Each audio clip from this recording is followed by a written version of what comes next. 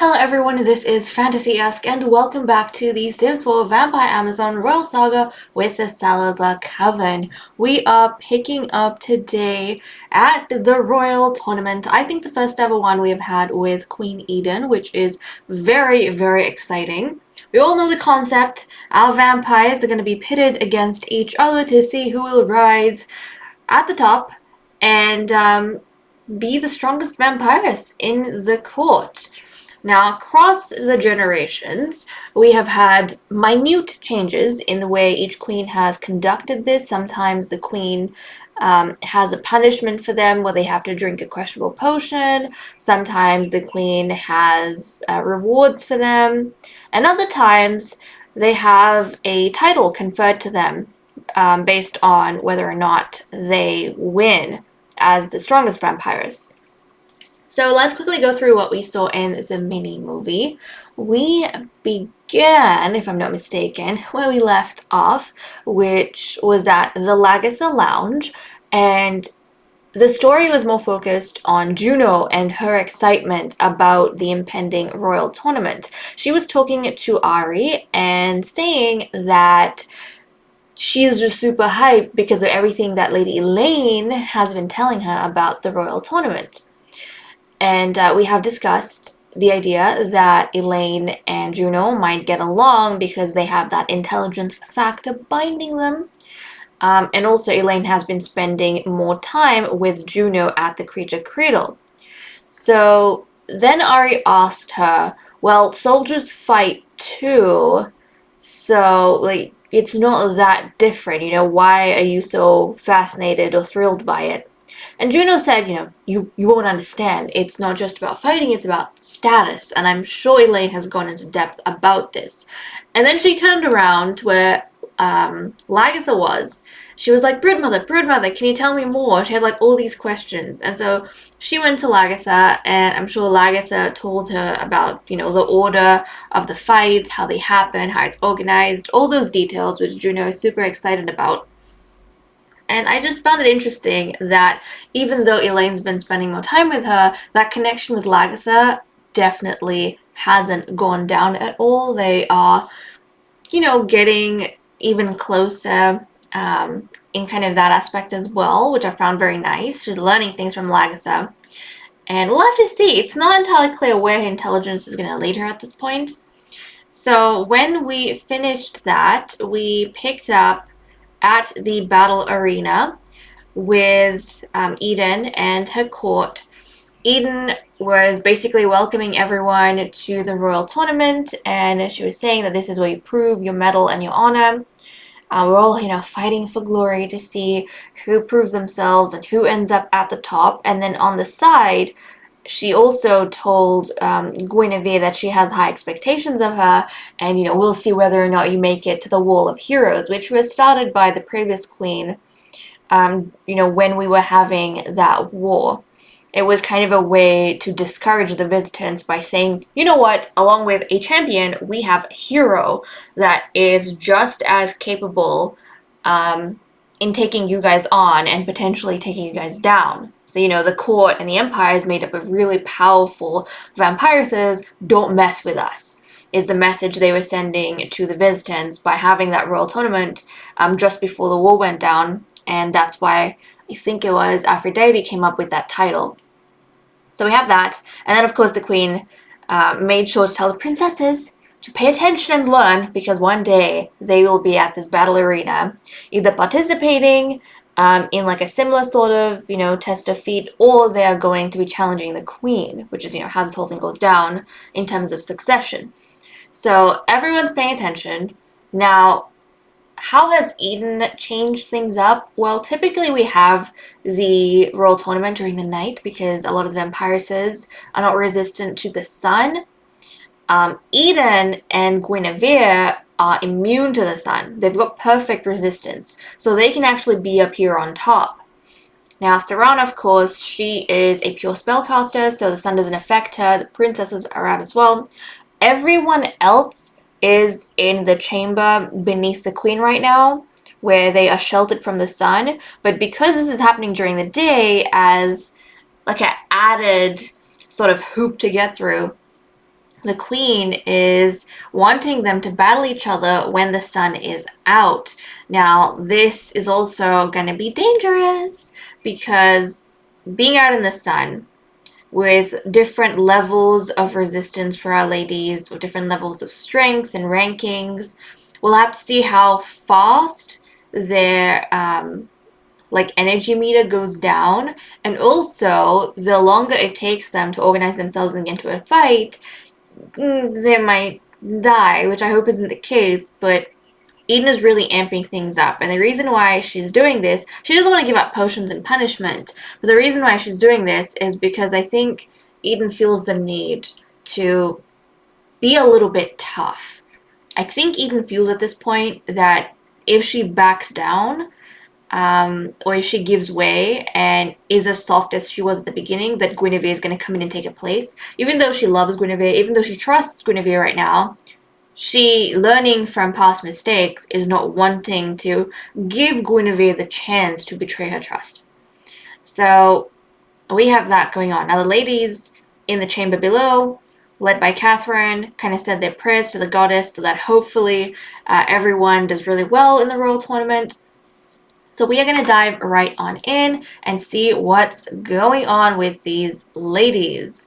Now, before we kind of have the battles, what I wanted to take a look at as, hold on a second, as viewers, which vampiress are the princesses kind of, I wouldn't say voting for, but championing, or like which vampiress do the princesses have their hopes pinned on? Like, who do they want to win? You know, whose side are they on is what I want to know. So we're going to see who the princesses have the best friendships with, and then I'm assuming that's the person they're going to, you know, be cheering for when these battles go down. So Kyra over here, let's take a look at... How is, okay, Rusty, Ari I don't think is connected. But let's go ahead, take a look at our friendships. Actually, we can just go here to everyone who's in, because I did move all the ladies into the household for the purpose of the royal tournament. So obviously the queen's excluded and Serana's excluded because they're not taking part. But Kyra has such a good relationship with Lady Guinevere. Look at this! Look at this! She's closer to Guinevere than her own mother. Which isn't surprising, but it seems as though Princess Kyra has her hopes pinned on Lady Guinevere to be the hero of this royal tournament. To be the champion, you know, because she is the champion. So be the victor, and also to get that title of hero. And then we have Juno. Now, Juno, interestingly enough, has a friendship with Lytha. Not Elaine just yet. So it seems as though Juno has been leaning more towards, you know, the brood mother, and she has a bond with the brood mother from raising her. And also, I feel like when Juno gets curious about certain things, as much as Elaine piques that curiosity, I think it feels natural for Juno to go back to Lagatha with her questions, because Lagatha is the person, you know, she spent her early childhood learning from. So I do like that quite a bit. She is going to be pinning her hopes on Lady Lagatha, the broodmother, to win, which is, I think, is quite sweet. Okay, so let's go ahead and get these ladies all set up. We'll get the first contestants ready to go, and then we'll jump back in. But essentially, it goes youngest to oldest, and then the vampiresses just keep battling it out until we have a victor. And the idea behind that as well is that, I mean, not necessarily every younger vampiress is weaker than the older ones, but it just makes sense that the longer someone's been alive, the more time they've had to refine their powers and skills, so you would expect them to be stronger, which can be disproven, but we shall see. Our first contestants are going to be Elaine and Catherine, the twins, so I'll get them set up and then we'll be right back. Okay, we have our first pair set up. The princesses are watching. Obviously none of the ladies that they are pinning their hopes on. will be battling just yet, but still, this would very much fascinate them. So the Queen, along with Guinevere, her closest advisor right now, and the only sun-resistant one, plus Serana, they are watching from the top. The princesses are watching from down here. Elaine, as the youngest one, is going to be challenging her sister. So she's going to initiate the vampiric spa. Let's have a look at how these ladies go. And actually, before that, who do you think is going to win? Do you think it's going to be Catherine or Elaine? I am not too sure, in all honesty. I don't know how they have been with their training, but let's have a look. And oh, here they go. Here they go. Who has the upper hand? It kind of looks like Catherine has the upper hand. And oh, there we go. Okay, so Catherine is stronger than Elaine, and she is the older twin. So there we go. They have wrapped up that particular battle, which is really good to see. Elaine obviously is going to have to step out because she lost. But it makes sense. She's not entirely that skilled. I mean, Elaine is someone who spends a lot of time manipulating behind the scenes, playing mind games, using people as chess pieces rather than physically getting into the nitty-gritty of it all. Whereas Guinevere, she kind of has that advantage where because she is physically strong and powerful, she's able to action a lot of the things that she wants. So, depending on placement, I suppose, and context, Elaine might be the more sinister one, but then at times Guinevere is the more capable one. At least that's the way she's proven herself to be. And there we go. It just shows Elaine has no physical strength. Now, also you could say that maybe Elaine is deliberately hiding her strength and deliberately like being, I wouldn't put it past her, being one of the weakest ones so that nobody sees her as a threat.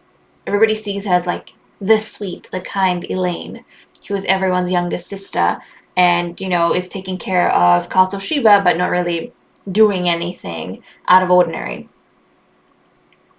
So there we go. That's Elaine. Now she is minor vampire, so I suppose that makes sense. And Catherine is also a minor vampire.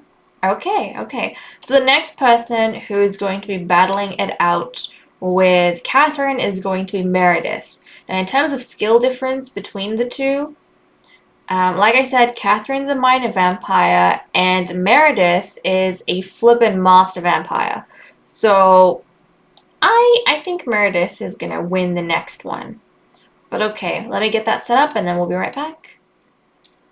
Right, so Catherine and Meredith have been set up. Catherine, as the younger one, is going to be challenging Meredith to a spa. So we're going to be watching this battle from up here with the Queen.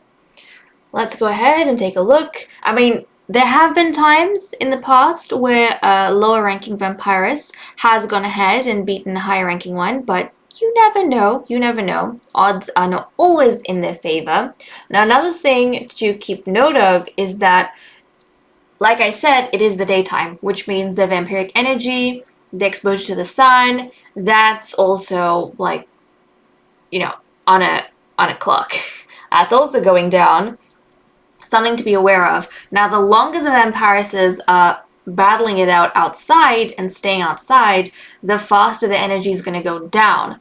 Now, Catherine, she's already been out, so obviously her energy is less than what Meredith has, so she might also be weaker. You have to keep that in mind. But okay, guys, let's go ahead and take a look. Priestess or Scholar? Who is going to win this battle? I think it's going to be the Scholar just because she's got a much higher ranking. And here they go. Let's take a look. Let's take a look. Look at how aggressive they are. Oh my goodness. Oh my goodness. Yep. Meredith looks like she has things in control, doesn't she? She really does. And Yep, there we go. Just as we predicted, Meredith has managed to beat Catherine in that duel. There we go. Okay, now we need to get Catherine back inside. She's lost. We don't want her to be out. That's going to be dangerous and not that fun. So, okay, Catherine, you know, this doesn't surprise me because Catherine and Elaine, even growing up, they never spent that much time and effort in actually training. Whereas Lagatha and Meredith, they really did. Remember, when they were young, they were outcasted because of how they looked, and they really wanted to prove themselves. So they did up their game in terms of training and harnessing their vampiric powers so that they could be on par with the princesses. Whereas Catherine and Elaine, they kind of looked like pure-blooded vampires, so they had all the genetic markers. So they were never picked on, and they never felt the need to try because they were kind of privileged in that way. Even their bloodline was a bit more esteemed, I suppose, than their cousins, because their cousins, you know, their mother had this scandal with the father, and just a whole, like, they were considered tainted and a whole bunch of other things. So, okay. Catherine is going to be sent back inside. She's going to be sent back inside. Actually, I'll do that in a second. But let's just take a look. So Meredith is a master vampire. Now she's going to be going ahead and challenging her sister, the bird mother, Lagatha. And this is where I think Juno's going to start paying attention because she's really hoping that Lagatha wins the royal tournament. So Meredith is that, and then Lagatha. Ooh, Lagatha's a prime vampire. She's like on the brink of being a master. Actually, we've already taken on a weakness. She's on the brink of being a master, but she's not quite. She's a prime. Which means, guys, that Meredith could defeat her sister. She could defeat her sister in this battle, so we will have to get that sorted out and see what happens between the two. We are back down with the princesses. I love how Guinevere is so invested in this. She's literally standing up, which makes sense because, you know, she and Lagatha are kind of romantically involved with each other. They aren't officially anything just yet, but they are involved with each other, or they're interested, I suppose. They have feelings, okay, there are feelings there. So I think she would be hoping that Lagatha really does well. But as we know, she's outranked by his sister, so I don't know how that's going to turn out, but Juno definitely wants Lagatha to do well. So let's go ahead. Meredith is going to be challenging her older twin to this battle. Let's see how they do. But also, Meredith, she's been out longer, so her energy's lower as well. So keep that in mind. Keep that in mind. Okay, here they go. Good luck, Lagatha. Oh, isn't she beautiful? She's just lovely. Okay, how are they going? I think Meredith is doing better. Nope, Lagatha looks like she's doing good, though. Oh, Lagatha beat Meredith, guys! Lagatha beat Meredith even though she's like outranked. Oh my goodness. You know what? I can so tell right now that Guinevere is so proud of Lagatha.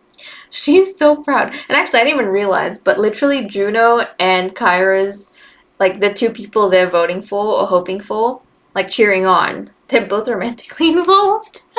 I keep forgetting about that. Okay. That's amazing. I'm like so happy. I think the queen would be too because it just shows that her two council members right now are kind of worthy of their positions in more ways than one. Not only because of the counsel they could give her, but because they are, you know, two of the strongest vampiresses in the coven. So that works out quite well. I'm so proud of you, Lagatha. I'm so proud. Okay. We need to get Meredith back inside.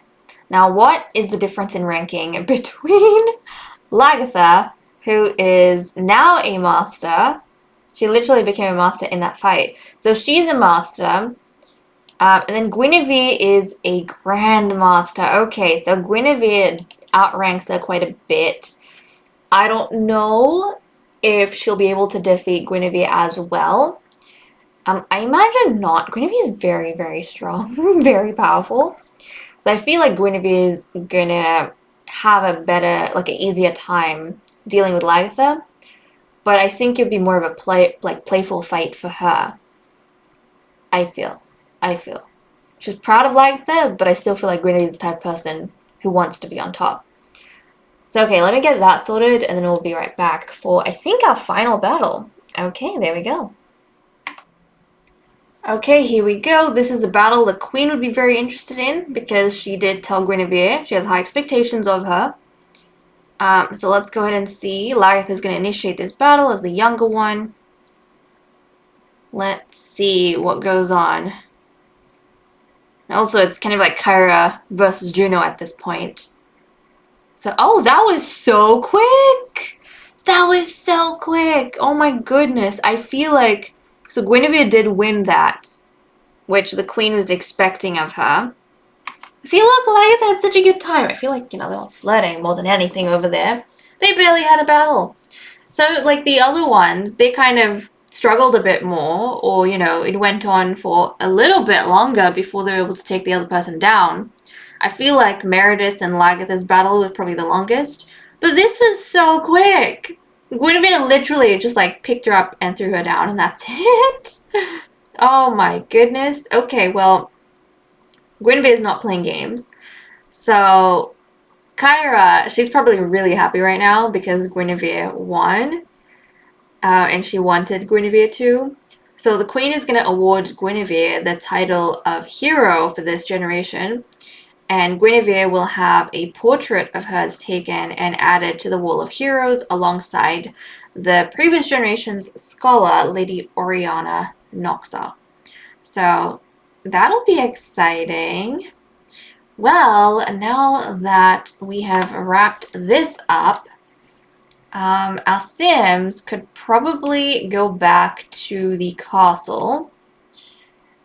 Let's see. We have Serana, who's in her second trimester at this point. Yep, she's in her second trimester. Now, what I want to do actually with Guinevere, once she gets the title of hero, we're going to send everyone else back. She's going to get her portrait kind of added here next to the first hero of the Empire. So she's going to be, the second hero of the Empire. And then I'm thinking we're going to take Guinevere to visit her twin sons because they've actually aged up into children. And I want to see how they look. I mean, I gave them a makeover, so I know how they look. But they look super cute, and I want her to see them both. We go here. So Sage and Griffin have aged up, and oh, look at them. They look so handsome. So this is Sage. They did get, I think, their father's periwinkle eyes. He had periwinkle eyes. So they both got the periwinkle eyes and the golden yellow hair, which is so, so cute. But this is just absolutely adorable. Super handsome, these two. They are identical twins. It's interesting because all the boys born, actually not all the boys. Are these the only twins we've had? I think these are the only twins we've had. But they are identical twins, so I think that is super, super cute. And Guinevere for sure would want to visit her sons. I mean, she's the champion, now the hero of the Empire. They're going to be soldiers, and now they have, like, this lineage from the mother and father side of being in the champion line. So I feel like Guinevere is going to have high hopes for them. So this is Sage, and this is Griffin. Look at Griffin. I swear, both these boys, they're like so handsome. Such handsome little boys. So we definitely want to visit them. And then the queen's son has aged up into a toddler as well. So I need to give him a makeover. Now, he is going to be the cousin of Sage and Griffin. So I'm pretty sure they live together right now. Prince Daryl. So he, let's see, Sage and Griffin's parent, or, father is Bryce. And then I think Daryl's father's Jackie, but obviously Jackie died unexpectedly. So they have the same periwinkle eyes. And I did see his portrait before, like diving into the game, or, diving into gameplay. And he's got yellow hair. So yeah, I don't know where this yellow hair is coming from, but pretty much all our boys except Channing have yellow hair. Even Prince Daryl has yellow hair. So he's gonna have the exact same genes as Sage and Griffin. Periwinkle eyes and yellow hair. And he's got lighter skin because his parents have light skin. So I'm gonna give him a makeover as well. And then if we have time, maybe we can invite him to the castle and take a look at him as well. Yeah. So we'll go ahead and do that, guys. I'll see you in a bit. So we have our second hero of the Empire. The Queen has just finished awarding Guinevere the title. So we have her portrait right over here next to Lady Oriana Nopsa, which is very exciting. Look at her! Guinevere, we're so proud of you. We are so proud of you. And she's got like the banner as well. So future generations, whenever they come to the arena, will be able to see these guys as, the champions of the past. So that's going to be very, very exciting. No doubt Kyra feels super proud that her Aunt Guinevere is over here. Okay, now that we have wrapped it up, all the others have been sent back across the Empire to their various holdings. Now, Juno, she's going to go back to the castle. We're going to send Eden and Serana as well. And then Guinevere, she needs to travel. I think we're going to Glimmerbrook because that's where her twin sons are. So let's go ahead. Let's go to Glimmerbrook. I could grab Sage and Griffin. I might do that. Sage, Griffin, and Bryce. And I don't know if the little prince will be there as well. He should be, because that's where he lives. But this way, at least everyone's going to show up. So the royal tournament is over and done with. And we shall head over to the Glimmerbrook Embassy, which is right over here, where Azura is. Okay. And Daryl, look at you! Little Daryl over here. Adorable little Daryl. He's gotten his makeover as well. But that yellow hair, guys, is strong. Like, Myron's kid, okay, understandable, he got yellow hair. All the other boys, their fathers had light brown hair, and they all got the golden yellow hair. Except for Channing, he got his father's, like, orangish hair. So that's kind of interesting. It was a rarity in previous generations. The brown was prominent, but now it's all gone. Not even like a dark brown, like a light brown. But now it's all gone to that golden yellow hair. Oh my goodness. Can I take a look at these boys? They look so cute. Okay, we've got Griffin on the right over here. Look at how dashing he looks with that long hair, like tied up in a bun. Griffin, you look gorgeous, child. Look at him. I love him. I love him. And then we've got Sage over here. Look at these two. Don't they look like good-natured, spirited children, not necessarily the spawn of evil parents? Note, both their parents, mother and father, have the evil trait. I just hope the kids don't inherit it. I don't think they have, but I'm not too sure. They look so kind, though. They don't seem sinister. They just look like really fashionable kids. I love them. And then we have Prince Daryl over here. He's so cute. Look at him. He's growing up with his cousin, so I'm happy for him, even though his father died prematurely, obviously. I am happy that Daryl is at least growing up with his cousins and his uncle, Uncle Bryce. And Bryce, thankfully, even though he's evil, he doesn't have the same problem as Luciana, who hates children, thankfully. So I imagine he's quite affectionate of his sons and his nephew. I feel like the Ranarans are quite bonded, like very linked to their family. Even though their sons are all Salazars, but that doesn't matter. that doesn't really matter. I mean, the redhead Ronarines, they had princesses, and then the brunette Ronarines, they had boys. So, you know, Salazar boys, but that's fine. I'm really happy for them. Would have been, I guess not too sad if, you know, one of the redheads had a boy, but they would have been split then. Whereas I like that these cousins are growing up together and staying together. And look at Griffin. He looks like he's kind of fond of this little cutie over here, of Prince Daryl. Ah, love them. Flippin' love them. Okay, Guinevere, why don't you come here and you, let's ask your children about how they're going. Before we do that, though, I do want to turn autonomy back on so that these guys, you know that they can do stuffs. Okay. Let's go here and express our love for the children. Bryce, please don't die. Please don't die. Okay, hold on. I have a feeling that these people are struggling just a little bit. So let's send everyone inside.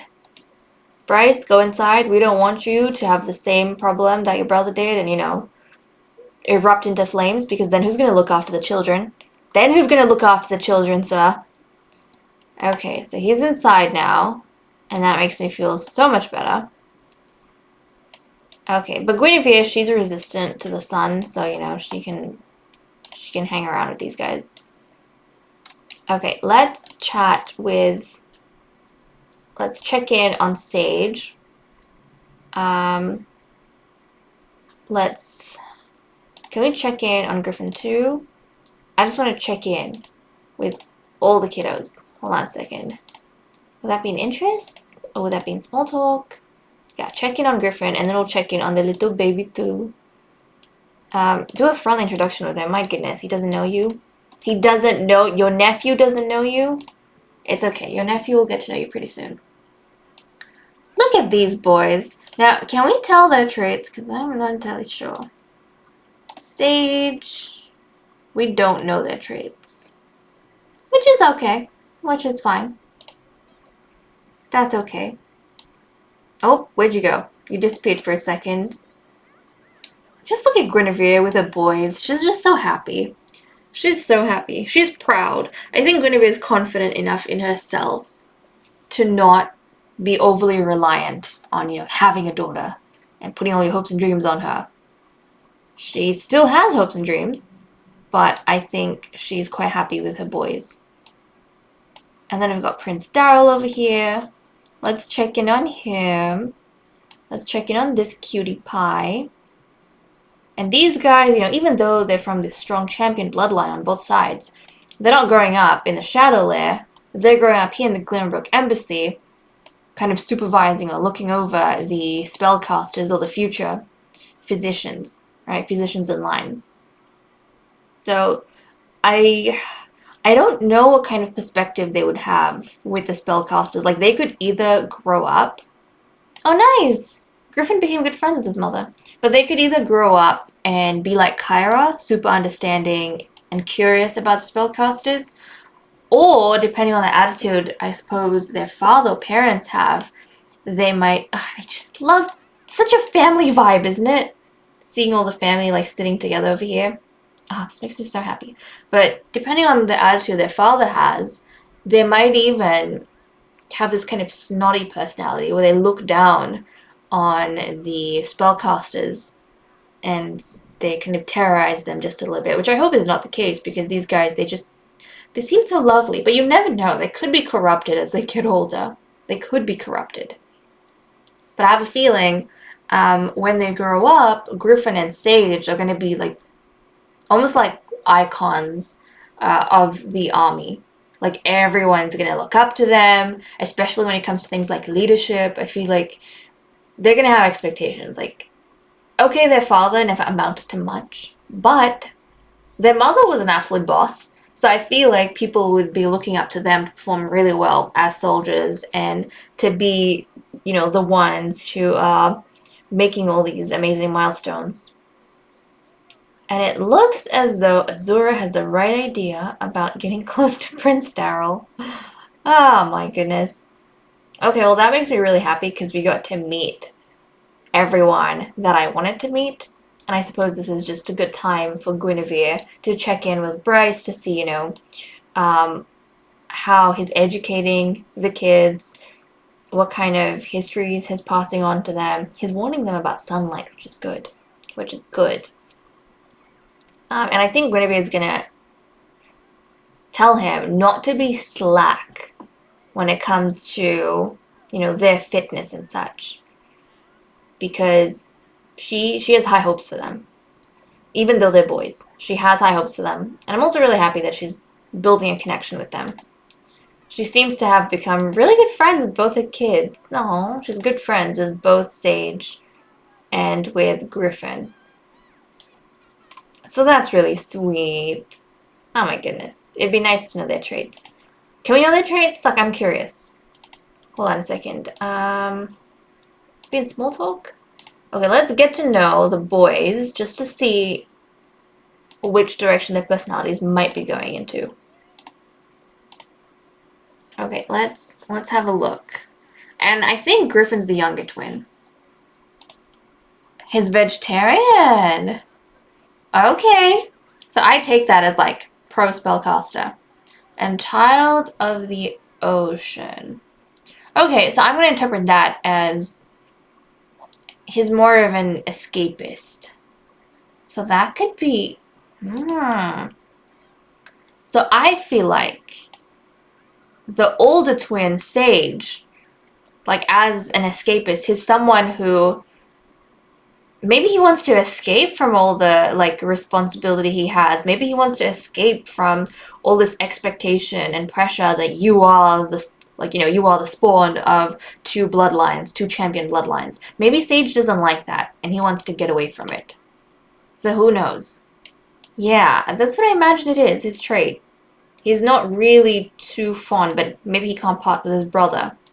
And then Griffin, as a vegetarian, that tells me that maybe Griffin doesn't like this whole idea of imposing yourself on others, on using your strength against us, like others, to take what isn't necessarily yours. Just like the vampires, they drink blood from the blood givers. Maybe he's not really into that.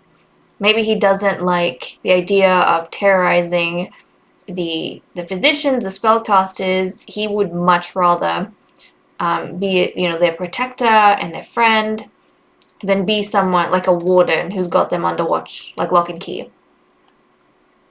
Okay, so it seems as though the kids are growing in a very opposite direction to what their parents hope for them. They seem a lot nicer than their parents. Okay, I'm kind of nervous for them now. I wonder if they'll succeed turning Daryl evil since they haven't gotten much luck with their kids. But you never know how things will change as they get older. But okay guys, with that said and done, I'm going to leave off here. Thank you so much for watching. I hope you guys enjoyed. When we come back in the next episode, we will probably be having... we'll have to see. Unless I decide to focus on some other story aspect between this episode and the next, we probably will have Sarana giving birth to her second baby. So I suppose we'll see if that's a boy or a girl. So okay guys, thank you so much. I'll see you all next time. Bye-bye.